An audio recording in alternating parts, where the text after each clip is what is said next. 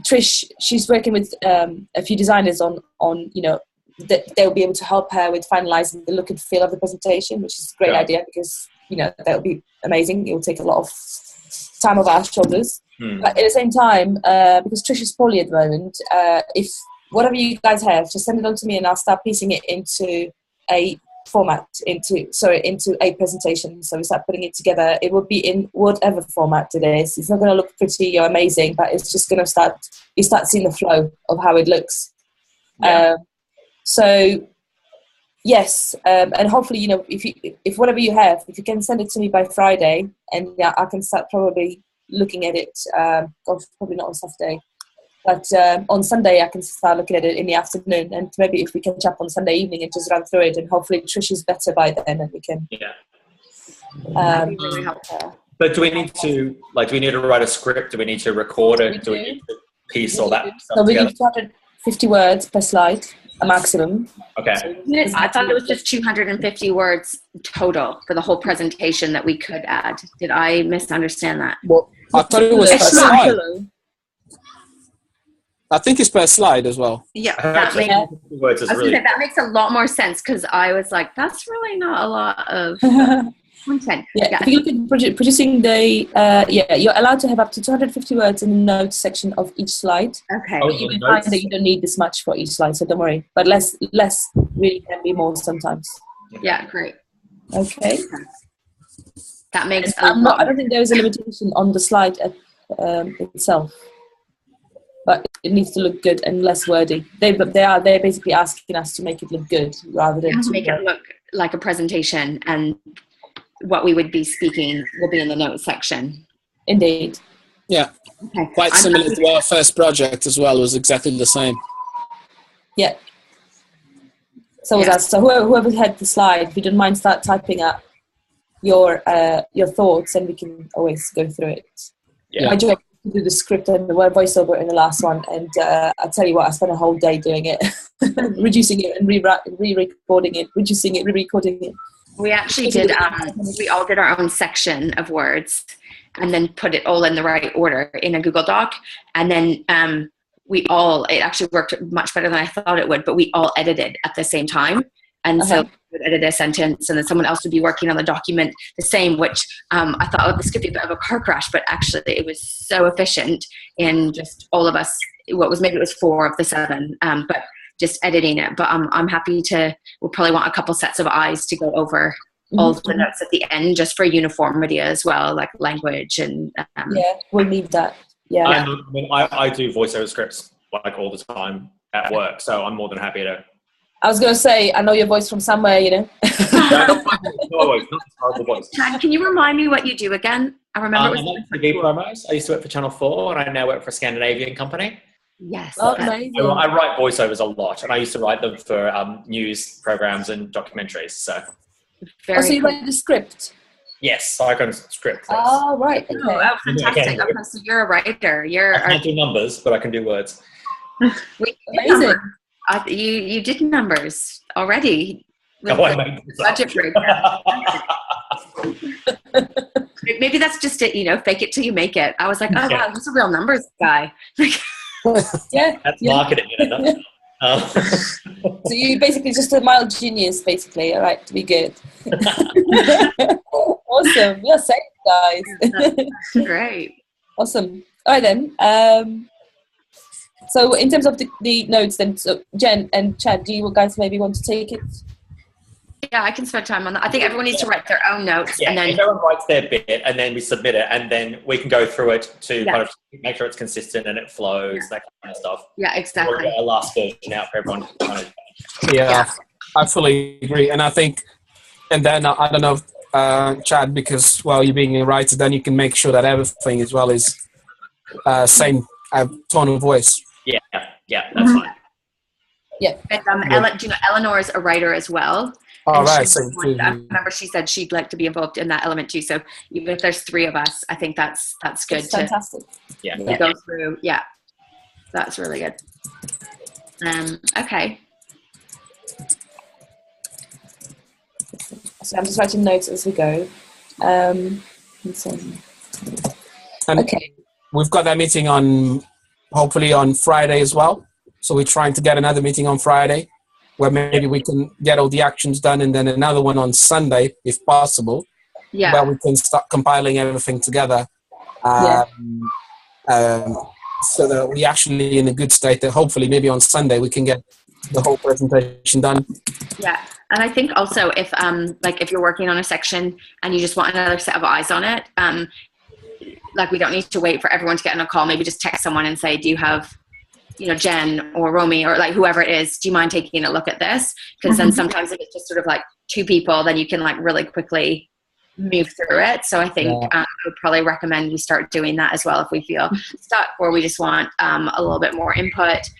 We can just reach out to anyone and say like, can anyone chat in the next hour, or maybe it's someone specific because of a certain area you're working on. And I think that we could probably be quite effective that way as well. That's such a good idea, actually. I wish we'd thought of it earlier, because I think people just usually wait till we can chat, and sometimes we just don't have enough time. Which is Exactly. Good idea. No, okay. So something for the future, for the next project, maybe.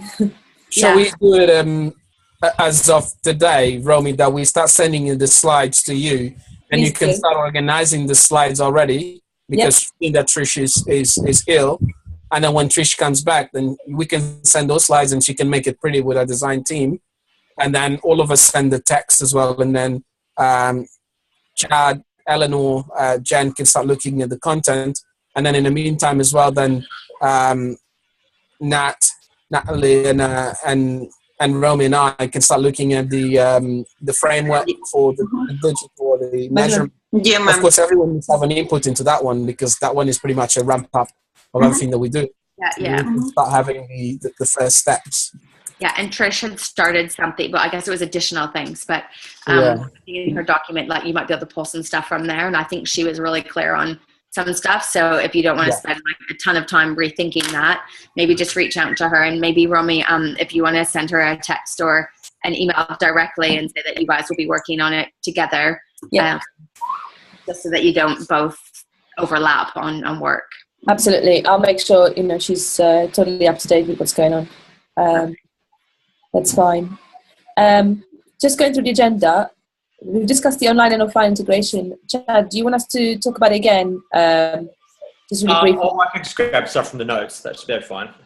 It's not exactly notes. I'm just sort of keeping notes for action points, but it will be on the recording of the first half. So we have, in terms of the content strategies, we can review it on Friday. Do you want us to review the measurement model on Friday as well? Sorry, what was that last bit? It just cut out. You said, do you want to review the digital market? Well, I was calling it the digital marketing measurement model, but it will be a marketing measurement model. Shall we review that on Friday as well? Yeah, that'd be good. I think the sooner the better. Yeah.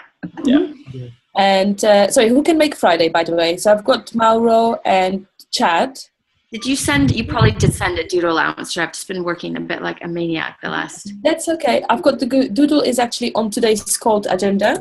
Okay, let me go to that. On WhatsApp now as well. Go into Trello. And then, okay, I see. Next call. Okay.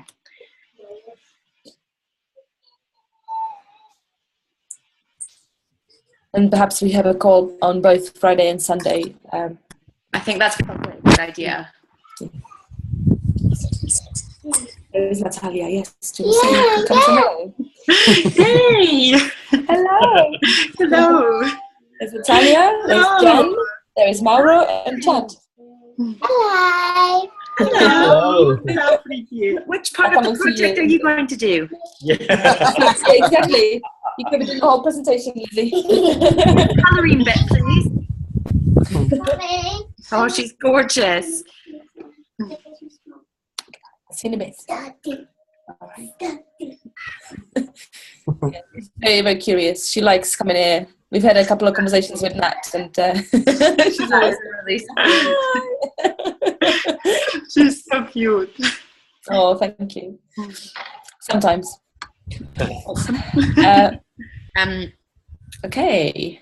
Okay, so, I just filled that out. I can do Friday and Sunday. Amazing. And I'll ask Trish and Eleanor what they can do. Yeah, that'll be great. Just a quick one, guys. In terms of offline linking to online, what is the ideas kind of we have, because I think this is one of the aspects we haven't fully discussed altogether as a team. I think so. It's just it needs to be an integrated campaign. So it might maybe this is too simple, but I was thinking like, how else are we going to support that? We'd probably do billboards. Would we do bus advertising? Like, you know, what would outdoor advertising look like? Would we have? And I actually think I put it on the content matrix, like a sampling team, right? So we're going for that like lifestyle based woman. So like after work, like and lunchtime around tube stations or around, you know, coffee shops. So sampling would be some of that. You know, I don't know if they're expected us to do like the video that we're creating. Would we also do that as a TVC and then link that through? Yeah, see, I quite like the whole. We need to remember to play somewhere a TV commercial, because I think having that, it's a great awareness creation. You know, at the stimulus time almost. You know, I don't think we've got. I think on the brief, I don't think we should go above the line. I'm not sure. I think something in the brief mentioned that they didn't want to go on TV. Yeah. I thought it was just a celebrity they didn't want to engage with, but a celebrity only. I have to review that. Yeah, me too. I thought it was just it had to be digital first. Yes. Yeah. But if they've told you that it has to be an integrated campaign, although it would seem strange that they would want us to spend much time saying, you know, we're going to do print ads and we're going to do sampling and outdoor, when this whole course is focused. This is a digital marketing course. Yeah. I wonder whether they just want us to sort of integrate the digital with the offline, you know, so like having in-store. This is hypothetically speaking. I was talking to Mauro about it the other day, and it may be completely obsolete, but, you know, just scanning a QR code, you know, just something that connects you in store with your digital and trackable environment, if you know what I mean. Yeah, exactly. You know, I think everything we do offline, we should be able to track it on the measurement, Romy. I think because if we do sampling, we need to have a way on how maybe to get some data to be able to measure the success of it. Because if not, you don't know what went right or wrong. Thinking from an analytics perspective, everything that we do, we should know. We should get data. Competition or I think something like codes on the bottle when it launches, because we're lifestyle. It could be like to win, you know, a 1 week like 5-star fitness retreat, like, you know, like vacation, and so people are then maybe they're scanning the QR code on the bottle and then entering online, and then you would be able to see. I mean, I don't know how sophisticated these things are. I'm making an assumption that you'd then even be able to see like where those bottles were purchased from. Also, or even just a voucher, because don't forget the purchase are made in store, right? Yeah, so we'll tell you location. In store, so you just give a voucher, and as soon as there's a voucher redemption, that is you're tracking already a sale. I guess with the sampling, of course, you would have vouchers, and that's your way to. Yeah. That's basically that's your only way to track, because no one is going to stop on a busy street and sample something, and then you say, "Oh, what's your name? How old are you?" Like that. Exactly. And the way you can see the sampling campaign is also not just through people on the street, but you could do it online. So again, you'd be seeding it through, you know, targeted social ads, or targeted even through the bloggers. You know, they could start engaging. Hey, by the way, get yourself a free. Oh my gosh. We could do like a campaign. Sorry, this is not the time to come up with more ideas, but like you could have like oh my gosh, sorry, my brain's not working. Like a surprise like truck of like it's like the refuel, like your lunchtime, and then you have to go on Twitter or Facebook to see where it will be each day. So it's not scheduled like ahead of time. You actually have to like log in, or maybe that week this is where we're going to be, and then we give out like refuel. Maybe there's like a 20-minute yoga session in the park or something. So like it's about how you refuel, but then also you're going to get your samples, and then you'll get a voucher. So there's ways that you're actually creating an experience as opposed to just sampling things, right? Like everyone wants free food, so they'll just grab it, or like free drink. But the point is we need to create an experience, and in like a real life experience that mirrors what we're trying to do digitally, and vice versa. Indeed. I like that idea. Would it help you, Mauro, then for all of us to sort of chip in with ideas on how we can integrate it, and maybe it will help you planning your customer journey? Yeah, I think that would help in the sense of just ticking one of the boxes. Yeah, it it's not as mainly just for the customer journey, but just on the measurement as well. Yeah. Fully integrated. That we have a way of, because we're focusing a lot on digital, which is fine, but at least if we focus on maybe 2 or 3 ideas on the offline that we can link to digital, that would make all, and of course we can integrate that to the customer journey at the end. But that's the only thing I think we haven't discussed yet as much. Yeah, I think you're right. Like QR codes on the packaging, vouchers at the events that we do. So the truck that drives the refuel truck. The only thing with vouchers, I think we should definitely present that, but like as a business, it's not the most effective way of tracking, because especially this target audience, they're not really the type of person, even if it's on their phone, to like show a voucher to save like 50p or like a buy one get, like it have to be a fairly substantial for someone to actually bring a voucher in. But I think we need to show that we've thought how we're going to track it, and that's really the only way you could do it. So I'm just going to make a note. Sorry, Jen. I've put in like a voucher in-store redemption, competition entry, events sampling, QR codes on the bottles for more information. Think about it. With your mobile, you could just like think about how many products have like when this. I mean, I don't know about you guys, but like I barely even look at it. Like I'm just like whatever. Obviously some people do, but I think this target audience, they're not the type of person that's going to spend a lot of time like then going online and sign up for this competition that asks all this information about you. So it would have to be something like easy, right? And this is what being digital is. Like they scan the QR code. Think about your mobile phone. Everything auto-populates, your name, your email, and then that just gets sent through. I think one of the things, I think also Chad had mentioned this in the beginning of the group project, from the case study of Pure, is that we have a massive association within the music industry and those types of drinks. So if you do something related to events, instead of sponsoring an event where someone that goes into that event go to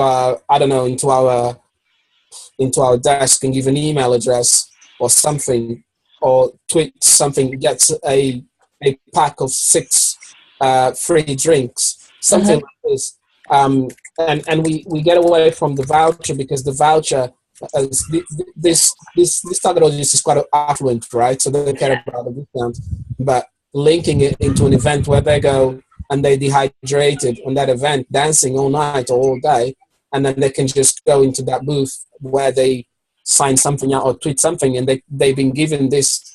It is a promotion as well, and I think that's a different way of just linking offline to online.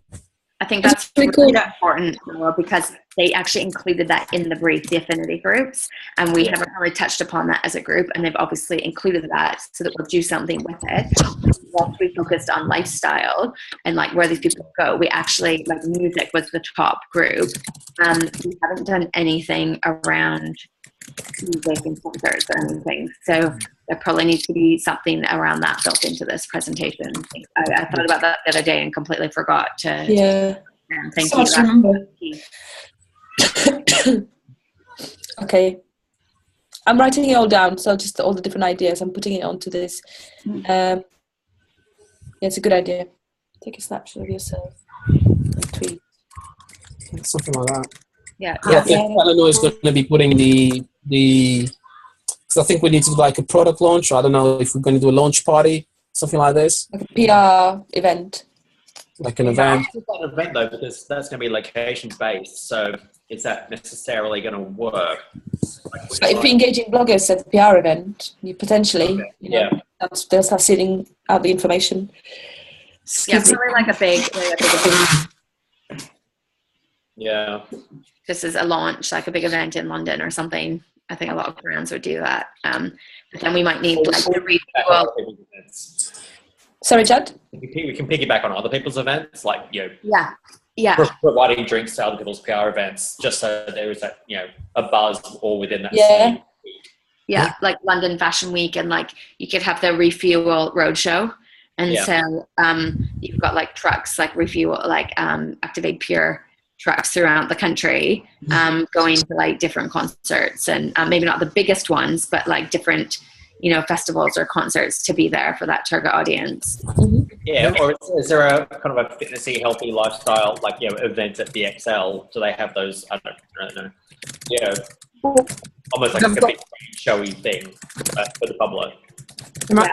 Well, I think probably for events, we probably want to stick more to like find a way to get the music in. There might be a few, like, you know, there's like the fitness events, which we could be at, but it seemed like with this one, they wanted to get away from it being true. Sports. Yeah. And they do like the other brand for that. So I think we just need to find a way to tie it into like concerts, music, festivals, that area. And gaming as well, because the first one is music, and the second one is gaming. There's loads of Call of Duty gaming tournaments. There's FIFA gaming tournaments, either PC, either by console. There's loads of gaming tournaments around. Yeah. Well, I work in gaming, so anyway, in that sense. But also there's loads of so about company currently. There's loads of actually companies launching new products, and they come on lunchtime into our company, and they do like sampling inside of the company. Head office events, Yeah, that's actually good. Office sampling. Foods does it a lot. Yeah. So it's kind of they target already for the young professionals. So the target market is there. So if you go to a tech company, you know more or less what's the age and what is the income bands. So this is the target audience you're aiming for. Yeah. Jaddy, you're about to say something. Or could we tie in maybe with like an online retail, like an Amazon, or maybe not necessarily Amazon, you know, so that if anyone bought a certain product, we throw a free bottle in. Yeah, that's actually something we talked about, but it's not in the presentation yet. Okay. So like partnering like that with an Amazon or like Ocado, because that's sort of like your middle class shop. I'm always getting, every time I order Ocado, I get like a free pack of nappies or a free like something, because they can see that I've bought lots of baby things. So we can partner with a chain like Ocado and have that for free giveaway. And like I got free coconut water twice, like last month, for a new brand that was launching, and then like a free coconut yogurt. So that's definitely is it like a sampling? Proper like I got a full bottle of coconut water because I could see from my purchase, like obviously I get a certain demographic that drinks, and I buy, you know, almond milk and coconut water and all that sort of jazz. So I'm the target market for that. Same with the baby stuff. So I mean, they know everything, right? So no, and in the brief too, it actually mentions that we do have extra shelf space with our retail partners. So that probably, you know, depending on which retail partner we're saying we have the extra, you know, higher profile with, we can use their delivery system as well. That way we actually get all the data as well. We know everyone's addresses, we know their demographics, we know the whole shebang. You automatically gain data, free data. I feel like massively concerned about like the state of the world and like our privacy after taking this course.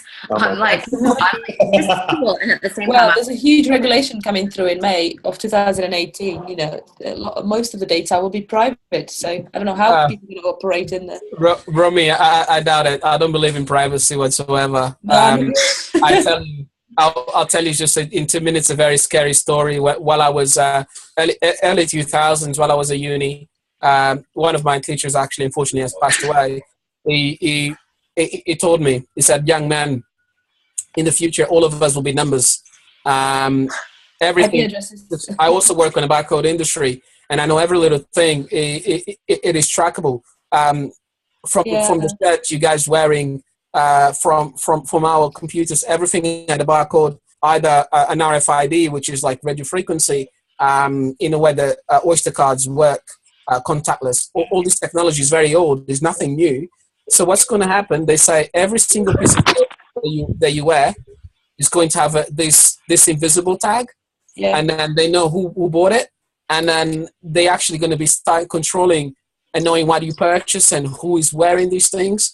And where it's going, and this is early 2000s where this was being created, this kind of concept. Scary shit. That's it. There's no privacy. I know. Crazy. I said, like, this course is just making me want to like quit marketing and become like an instructor and like I know. You know, so you know, it's serving its purpose, but it is scary. On Google, I was just like looking something up on Google. I must have been signed in, obviously, but it showed up. I have an Airbnb reservation in Vancouver in August, and that showed up just in my Google search, and it does because it's on your phone. I was like, that is scary. And then they say like, you know, you can choose like more about this, and then you can say like, I don't want this information and why. It's weird, but actually Google collects a lot of information about you. If you go onto Google Track, you can actually tell you where you were yesterday, and it picks up all the pictures from your phone. Let's say you went to Brighton, it picks up. You just search it in your computer, and it comes up with your whole history of where you've been, what you were doing. But is that only if you're signed into Google, or is that like just? It's a cross device. As long as you're logged in, yeah. But it will know your phone. Yeah. It will know your whereabouts. They know your whereabouts. But your Android, you got to sign into a Google account anyway. I'm in there all the time. Yeah. Yeah, I don't know. Anyways, it's scary. It is scary, man. Guys, I had just one more thought about the events and gaming events and things like that. You know, just briefly. Sorry to jumping back to this, but on gaming, you know, with in-app advertising, you know, we were talking about display advertising, you know, and this is we should be covering that as well. In-app advertising, you know, they're talking about gaming events. You know, people are playing games a lot, and there is a huge danger of dehydration when you're totally engrossed into playing the game. Yeah. You know, there've been a lot of cases with what's this really big game that people play? Pokemon Go now, or Call of Duty? No, not Call of Duty. Well, before that, it was like a complete. Go Pokemon. World of Wars, is that one? Yeah, people Warcraft. World of Warcraft. Yeah, people would spend 12 hours, probably even a whole day, on the computer without getting out of the chair.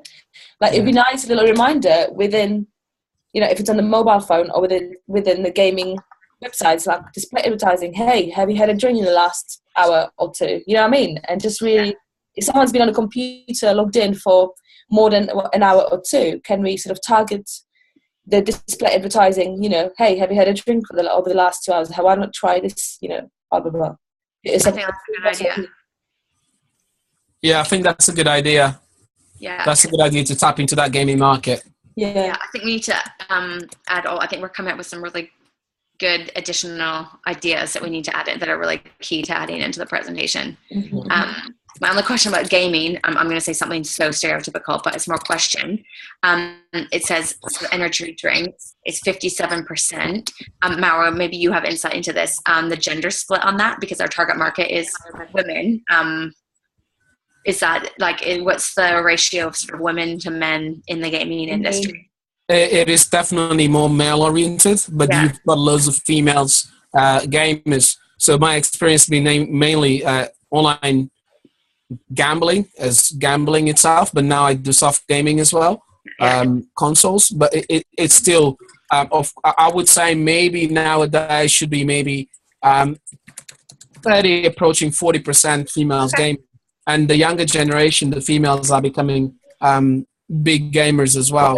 The mainly will be like soft gaming, such as Candy Crush, the Sudoku online, some games of strategy on both PlayStation or Xbox. And when it comes to gambling per se, in the casinos, you also have big females players, both playing roulette games. Bingo, of course, is fully dominated by a female market. By far ahead, and it's the older generation actually that play loads of bingo, and they see this as a lifestyle.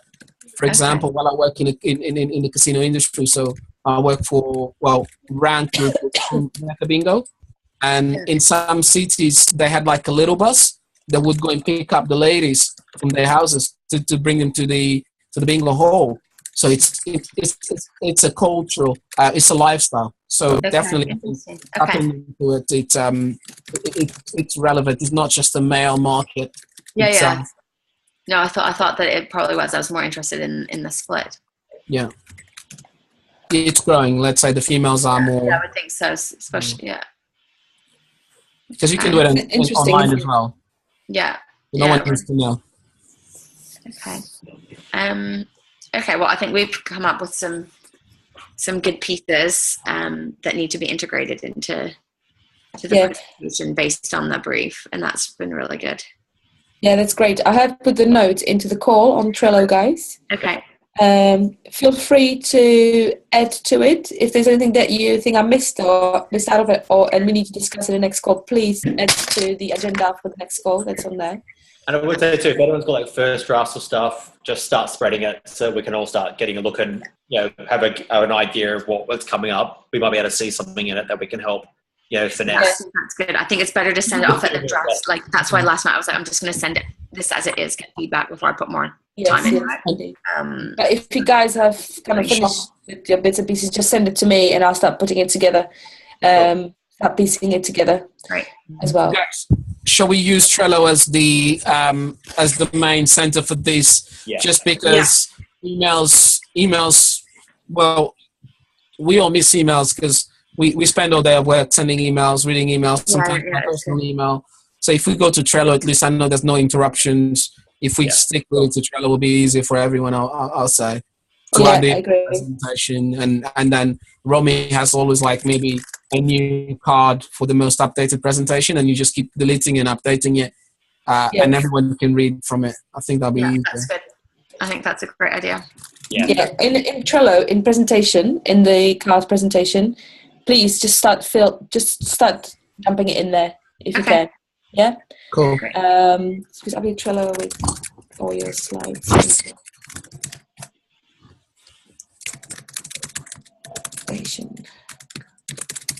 Okay, great, guys. Thank you so much. Anything else from anyone before we go? No. No, I think we're good. Yeah. Yeah. Okay, good stuff. Excuse me. So, just a little reminder, remember notes. When you start writing your bits and pieces, just start thinking about notes. Yeah. And remember also, you don't need to have 215 words. Exactly. Like that's one the sentence or two sentences. Self-explanatory, and you only need to say 2 sentences. Just say 2 sentences. Exactly. Right. Some things will be self-explanatory. Some things will need extra info. Yeah. Okay. Great stuff. Thanks, guys. Very good call. Nice to see everyone. Thank you. Yeah, same here. See you later. All right. Take care. Have a nice evening. Ciao. Take care. Bye.